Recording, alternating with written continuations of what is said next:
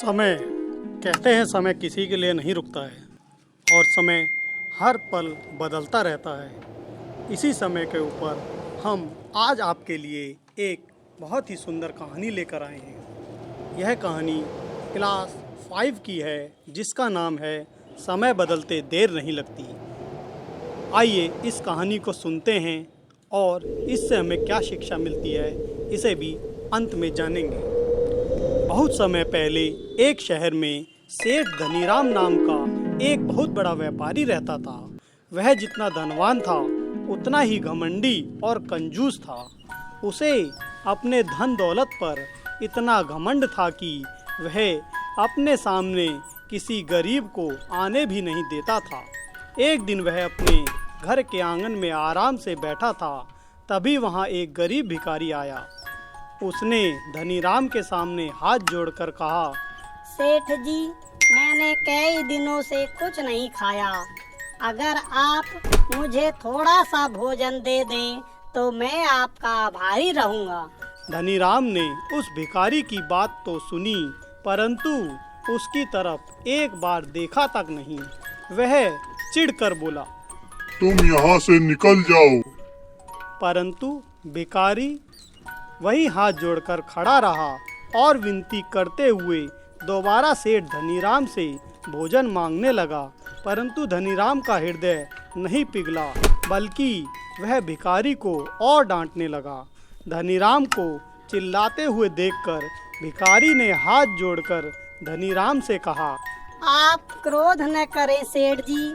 मैं ईश्वर से प्रार्थना करता हूँ कि कभी भी आपको किसी दूसरे के सामने अपने हाथ न फैलाने पड़े और आपका ऐश्वर्य ऐसे ही बना रहे। उसकी बात सुनकर धनीराम को क्रोध और आ गया। उसने अपने सेवकों को आवाज लगाई। धनीराम की आवाज सुनकर जैसे ही उसके सेवक आए, उसने कहा, इस भिखारी को उठाकर घर से बाहर फेंक दो।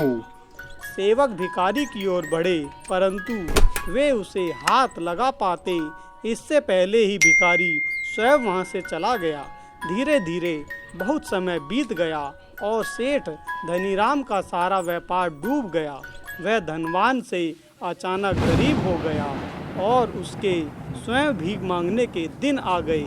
एक दिन भिक्षा मांगते मांगते धनीराम एक बड़े सेठ के घर पहुंचा और सेठ से बोला, मैंने बहुत दिनों से कुछ नहीं खाया, कृपया मुझे कुछ खाने के लिए दे दीजिए।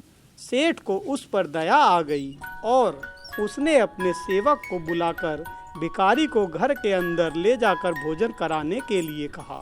अपने मालिक की आज्ञा पाकर सेवक भिखारी धनीराम को भोजन कराने घर के अंदर ले गया।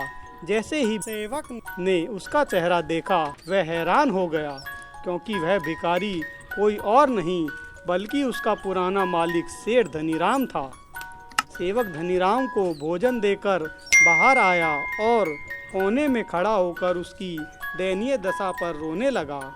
तब उसके नए मालिक ने उससे रोने का कारण पूछा। सेवक ने बताया, यह भिखारी मेरा पुराना मालिक सेठ धनीराम है, जिसके यहाँ मैं पहले काम किया करता था।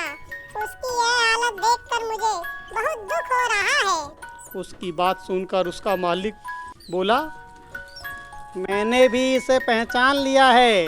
मुझे भी इसकी हालत देखकर बहुत दुख हो रहा है। एक दिन मैं इसके पास भिक्षा मांगने गया था और उसने मुझे दुत्कार कर भगा दिया था, परंतु उसका दुर्भाग्य आज मेरे दरवाजे पर भिक्षा मांगने के लिए ले आया है। उसे अपने धन पर बहुत घमंड था। किसी भी मनुष्य का समय बदलते देर नहीं लगती।